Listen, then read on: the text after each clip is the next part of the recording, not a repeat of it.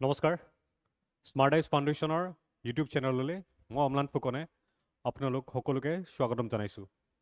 আজি আন এটি বিশেষ এনভাইৰনমেণ্ট ৰিলেটেড পৰিৱেশ ৰিলেটেড ভিডিঅ' আপোনালোকৰ আগত লৈ উপস্থিত হৈছোঁ। আজি আমি জানিম আন এটি গুৰুত্বপূৰ্ণ এনভাইৰনমেণ্ট ৰিলেটেড কনচেপ্ট, যোনটো হৈছে পৰিৱেশগত উত্তৰাধিকাৰ, ইংৰাজীত ইক'লজিকেল ছাকচেশ্যন। টপিকটো ষ্টাৰ্ট কৰাৰ আগত বা কনচেপ্টটো ষ্টাৰ্ট কৰাৰ আগত এটা উপমা বা এটা উদাহৰণ দি মই আপোনালোকৰ লগত আগবাঢ়িব বিচাৰিছোঁ। এইটো হ'ল যে আমি যেতিয়া আমাৰ এছপিৰেণ্ট হোৱাৰ জাৰ্ণিটো আমি যেতিয়া আৰম্ভ কৰোঁ, চিভিল ছাৰ্ভিচেছ হওক বা বিভিন্ন ধৰণৰ গভৰ্ণমেণ্ট এক্সামৰ কাৰণে হওক, আমি কি কৰোঁ, একদম আমি জিৰ'ৰ পৰা ষ্টাৰ্ট কৰোঁ। অ'কে, জিৰ'ৰ পৰা ষ্টাৰ্ট কৰি লাহে লাহে লাহে লাহে আমি সকলো ছাবজেক্টছৰ আওভাও অলপ পাওঁ, কনচেপ্টছবিলাক শিকোঁ, পৰীক্ষা দিওঁ, ঠিক আছে, মক টেষ্ট দিওঁ। তাৰপিছত এটা সময়ত 6 মাহ 7 মাহ পাছত গৈ আমি বা 1 বছৰৰ পাছত গৈ আমি মেইন প্ৰিলিমছ, মেইনছ আৰু ইণ্টাৰভিউ 3টা পৰ্যায়ৰ পৰীক্ষা দিবলৈ সক্ষম হওঁ। অ'কে, আমি জিৰ'ৰ পৰা ষ্টাৰ্ট কৰিছিলোঁ আৰু লাহে লাহে লাহে লাহে আমাৰ আমি জ্ঞান আহৰণ কৰি পিনি একদম ইণ্টাৰভিউ ষ্টেজলৈকে গ'লোঁ। ঠিক আছে, ইক'লজিকেল ছাকচেশ্যনৰ কনচেপ্টটো তেনেকুৱাই হয়। ঠিক আছে, এটা ইক'চিষ্টেম পৰিৱেশ তন্ত্ৰৰ প্ৰাকৃতিক আৰু শৃংখলাভাৱে এটা পৰ্যায়ৰ পৰা আনটোলৈ, ঠিক আছে, একেবাৰে লাষ্টত এটা সবল আৰু স্থিৰ সম্প্ৰদায় যেতিয়া গঢ়ি তোলে, যাক আমি কওঁ ক্লাইমেক্স সম্প্ৰদায়, সেইটো পোৱাৰলৈকে যোনখিনি এটা শৃংখলাভাৱে প্ৰচেছ চলি যায়, সেইটোকে আমি কওঁ ইক'লজিকেল ছাকচেশ্যন অৰ পৰিৱেশগত উত্তৰাধিকাৰ। অ'কে, যেতিয়া কোনো এটা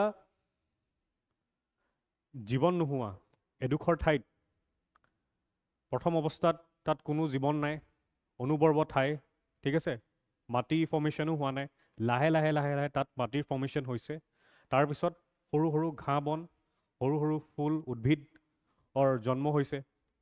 তাৰপিছত কি হ'ব, শ্ৰাবছ, ঠিক আছে, সৰু গছ, সৰু গছ, ডাল থকা সৰু গছ, তেনেকুৱাবিলাকৰ সৃষ্টি হৈছে, পাইন ট্ৰিৰ সৃষ্টি হৈছে। লাহে লাহে লাহে লাহে গৈ এখন অৰণ্য বা ডাঙৰ ডাঙৰ গছ গছনি থকা অভয়াৰণ্য এখন এষ্টাব্লিছ হৈছে। এই অভয়াৰণ্যখন এটা স্থিৰ বা সবল সম্প্ৰদায়। ঠিক আছে, ইয়াত কোনো মানে কি হয়, এখন অৰণ্য ডেভেলপ হওঁতে যোনটো সময় লাগে, সেইটোৱে আমি ইক'লজিকেল ছাকচেশ্যনৰ এটা প্ৰাইম এক্সাম্পল বুলি ক'ব পাৰোঁ।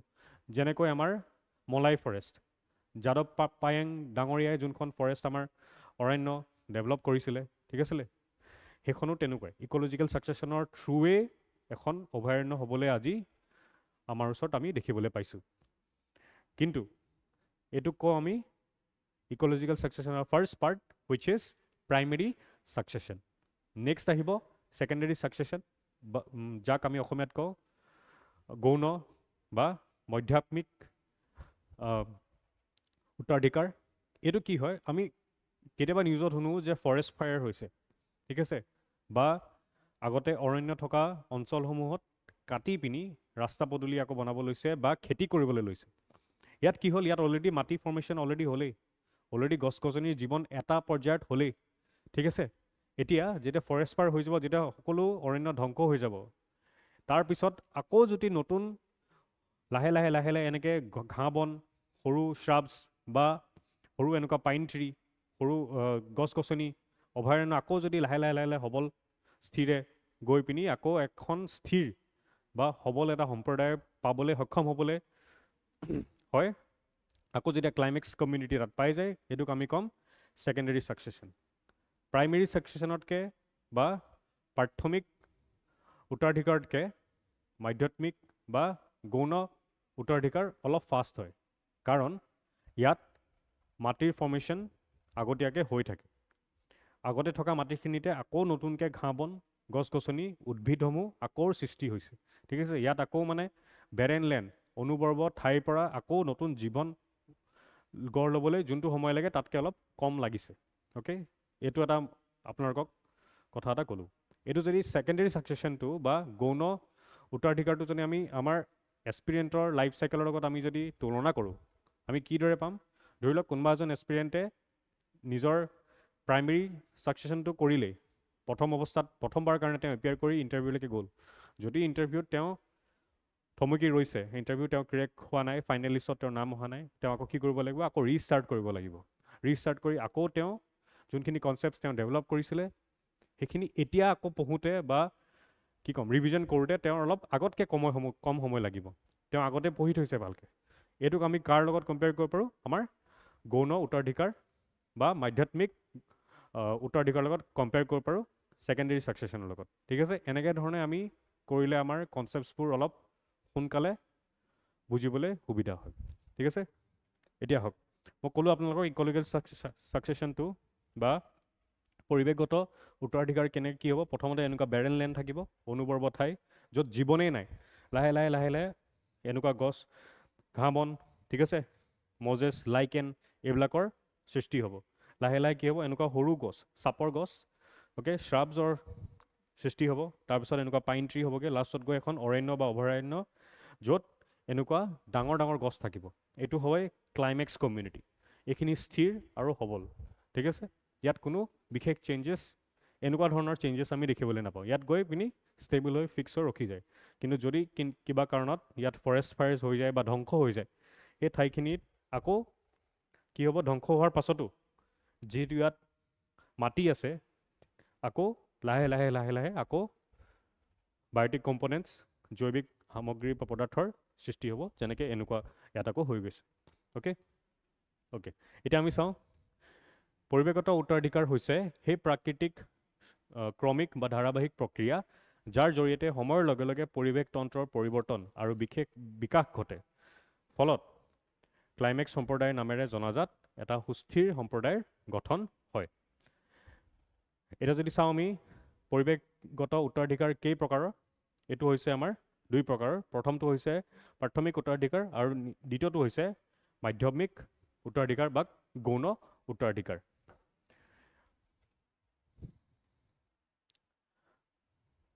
প্ৰাথমিক উত্তৰাধিকাৰ হৈছে য'ত কোনো জীৱিত জীৱ কেতিয়াও নাছিল, ধৰক উদংশীল, বিস্ফোৰণ, হ্ৰদ আদি।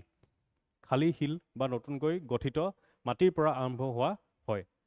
এইটো এটা শ্ল' প্ৰচেছ, অ'কে, লেহেমীয়া প্ৰক্ৰিয়া, শ পৰা হাজাৰ হাজাৰ বছৰ সময় ইয়াত লাগিব পাৰে। ইয়াত চাইকেলটো কি হয় বা শৃংখলাটো কেনেকুৱা ধৰণৰ হয়, লাইকেন থাকিব, দেন গ্ৰাছেছ হ'ব, ঘাঁহ, দেন শ্ৰাবছ, অ'কে, দেন গছনি, তাৰপিছত অৰণ্য বা এনেকুৱা ফৰেষ্ট। এই ফৰেষ্ট বা অৰণ্যটো হৈছে ক্লাইমেক্স কমিউনিটি। অ'কে, নেক্সট আহিছোঁ ছেকেণ্ডেৰী ছাকচেশ্যনত। অ'কে, এইটো এটা এক্সাম্পল, এনেকৈ বেৰেন লেণ্ড থাকিব, তাৰপিছত পাইনাৰ স্পেচিছ, এইখিনি আমাৰ লাইকেন, সৰু সৰু ঘাঁহ বন, তাৰপিছত আছে ইণ্টাৰমিডিয়েট স্পেচিছ যোনখিনিত শ্ৰাবছ, অ'কে, এনেকুৱা সৰু গছ, চাপৰ গছ একচুৱেলি। তাৰপিছত হ'ব ক্লাইমেক্স এনেকুৱা কমিউনিটি। ইয়াত বায়'টিক নন বায়'টিক কম্পনেণ্টছ দুয়োটাই থাকিব। এইটো এটা এক্সাম্পল। নেক্সট আহিছোঁ ছেকেণ্ডেৰী ছাকচেশ্যনলৈ। ছেকেণ্ডেৰী ছাকচেশ্যনটো কি হয়, প্ৰাকৃতিক জৈৱিক সম্প্ৰদায় ধ্বংস হোৱাৰ অঞ্চল, যেনে পৰিত্যক্ত কৃষিভূমি জ্বলি যোৱা বা কঠা অৰণ্য, বানপানী বুৰ যোৱা মাটিত আৰম্ভ হয়। অ'কে, ধ্বংস হৈ গৈছে এখন অৰণ্য বা এডোখৰ ঠাই। প্ৰথমতে ইক'লজিকেল ছাকচেশ্যনৰ দ্বাৰা ফৰ্মেশ্যন হৈছে, কিন্তু এটা সময়ত গৈ ধ্বংসও হৈছে। ধ্বংস হোৱাৰ পাছত যোনখিনি তাত জীৱনৰ সৃষ্টি হৈছে লাহে লাহে প্ৰচেছত, সেইখিনিক আমি ক'ম ছেকেণ্ডেৰী ছাকচেশ্যন বা মাধ্যমিক বা গৌণ উত্তৰাধিকাৰ। অ'কে, প্ৰাথমিক জৈৱিক সম্প্ৰদায় ধ্বংস হোৱাৰ অঞ্চলত গৌণ উত্তৰাধিকাৰ ঘটে।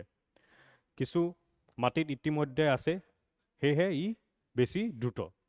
এইটোৱে কৈছে কাৰণ ইয়াত মাটি অলৰেডি আছে আমাৰ, সেইকাৰণে প্ৰাথমিক ছাকচেশ্যন বা প্ৰাথমিক উত্তৰাধিকাৰতকৈ ইয়াৰ সৃষ্টি অকণমান দ্ৰুত বা ফাষ্ট। এনেকুৱা ধৰণৰ হয়। ক্লাইমেক্স কমিউনিটি ফৰ্মেশ্যন হৈছিলে, ঠিক আছে, প্ৰাথমিক উত্তৰাধিকাৰৰ জৰিয়তে। তাৰপিছত কি হ'ল, ধৰি লওক ফৰেষ্ট ফায়াৰ্ছ হৈ গ'ল। ফৰেষ্ট ফায়াৰ হৈ গৈ পিনি গোটেই গছ বন যিমান আছিলে ধ্বংস হৈ গ'ল। লাহে লাহে কি হ'ল, এনেকুৱা লাইকেনবিলাক আকৌ লাহে লাহে লাহে লাহে ইয়াত জীৱন ফৰ্মেশ্যন হৈছে। গ্ৰাছেছ আহিলে, ঘাঁহ বন, তাৰপিছত এনেকুৱা শ্ৰাবছ হ'ল, ঠিক আছে, তাৰপিছত এনেকুৱা য়াং ট্ৰিজ বা পাইন ট্ৰিজ হৈ গ'ল। তাৰপিছত লাষ্টত গৈ আকৌ ক্লাইমেক্স কমিউনিটি আছে। ক্লাইমেক্স কমিউনিটি আমি দুইটা উত্তৰাধিকাৰতে দেখিবলৈ পাওঁ, ৱেডাৰ প্ৰাইমেৰী অৰ ছেকেণ্ডেৰী। এনেকুৱা ধৰণৰ যোনটো ছেইমেই এক্সাম্পল হয়, ঠিক আছে। এতিয়া কিছুমান আমি MCQ কৰি লওঁ ঠিক আছে ইয়াত কৈছে which of the following statements regarding ecological succession is correct it always begins with the colonization of pioneer species okay ঠিক আছে it always leads to the development of climax community true secondary succession starts in a lifeless area নহয় secondary successionত কি হয় আমাৰ already এটা জীৱন থকা মানে primary succession তাত হৈ আহিছে তেনেকুৱা এডোখৰ ঠাই যদি ধ্বংস হৈছে তাৰপিছত ছেকেণ্ডেৰী ছাকচেছন সেইকাৰণে আমাৰ থাৰ্ড ষ্টেটমেণ্টটো আমাৰ ভুল হ'ব আৰু থাৰ্ড ষ্টেটমেণ্ট থকা অপশ্যনকেইটা আমি কেঞ্চেল আউট কৰিব পাৰিম আমাৰ অপশ্যনটো হ'ব be next in primary succession on a bare rock which of the following organisms appear first এইটো হ'ব আমাৰ lichen next which of the following best describes the climax community the stable final community in ecological succession the final stable community in ecological succession is hoise climax jeneke ami ekhon cinema ba movie saunte ami kon hoy climax ot ki hobo kenuka dhonor mane turn around eta whole climax ot he climax to hoise enuka stable communities blak next secondary succession differs from primary succession because starts on pre-existing soil. Secondary succession কেনে ধৰণে primary successionৰ পাৰ্থক্যটো সুধিছে এইটো কি already তাত existing মাটি আছে তাতে আকৌ জীৱন যদি আৰম্ভ হয় Which of the following is an example of secondary succession? এইটো কোনটো হ'ব এইটো হ'ব আমাৰ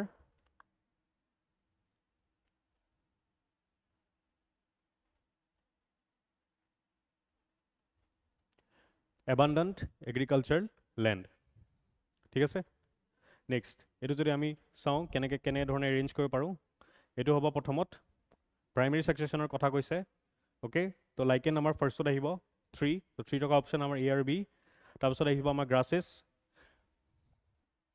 2 তাৰপিছত শ্ৰাবছ আৰু ক্লাইমেক্স কমিউনিটি আমাৰ অপশ্যন হ'ব এ